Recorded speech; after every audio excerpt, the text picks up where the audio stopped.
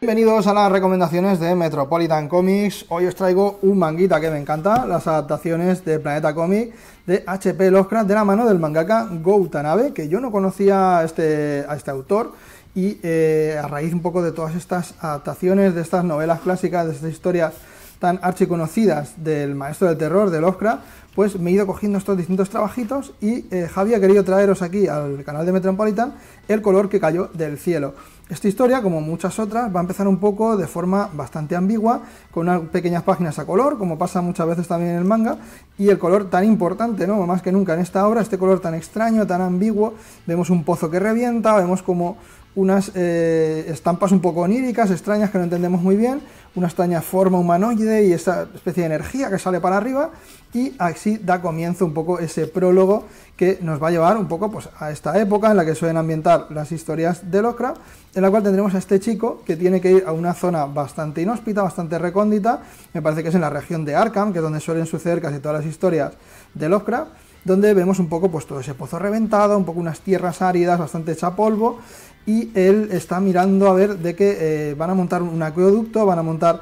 un paso de agua por esa zona que va a ser muy beneficiosa para el pueblo, pero no va a entender muy bien qué es lo que ocurre allí, hasta que se pone en contacto con un vecino de la zona, el cual, como toda buena historia de terror, se va a rememorar un poco esos momentos en los cuales sucedió todo aquello. Y aquí vamos a ver un poco cómo inicia la historia de manera bastante contundente, con ese color que cayó del cielo, que no viene a ser ni más ni menos que un cuerpo celeste, un meteorito que cae en las tierras de un pobre hombre que vive allí con su familia, y veremos un poco cómo a raíz de ese meteorito que cae, pues lo típico, empezarán a aparecer curiosos, empezarán a aparecer científicos, gente que querrá indagar un poquito qué es lo que está ocurriendo allí, y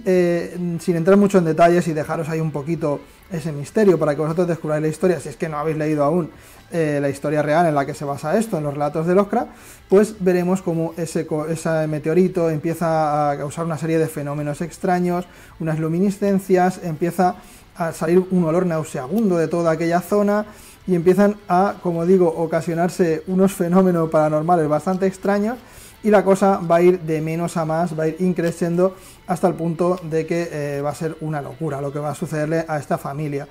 Va a ser una historia clásica de terror, muy bien contada, y de la manera que bien sabe hacer Go Utanabe, que coge un relato antiguo que mola mucho. O sea, tenemos a Lovecraft, que tenía una manera de narrar de manera muy inmersiva, muy descriptiva, que te metía muy de lleno en la historia, sobre todo cuando se ponía a describir aquellos terrores cósmicos o aquellas situaciones bizarras que vivían los protagonistas. Pero lo que va a hacer aquí Go Utanabe es darle una narrativa muy cinematográfica, muy de serio, de película, que es una de las mejores, si no la mejor manera de leer Lovecraft a día de hoy. O sea, esto es lo que en las reseñas de mi canal siempre he dicho, que gente que no haya leído nada de Lovecraft, que tenga curiosidad por saber un poco esos orígenes de las historias de terror, y esta, como os digo, es una forma muy amable, muy vistosa además, porque el dibujo de Go Utanabe es una auténtica pasada. Tenemos un poco esa combinación, un poco entre dibujo manga y un poco ese rollito un poco europeo. Sí que es cierto que los rostros o algunas cositas de los personajes a veces se repiten un poco, pero lo que son los escenarios, un poco todo el ambiente, el entorno que va creando, y las criaturas en sí mismas, que también van a ser espectaculares, la verdad que te meten muy de lleno en la historia.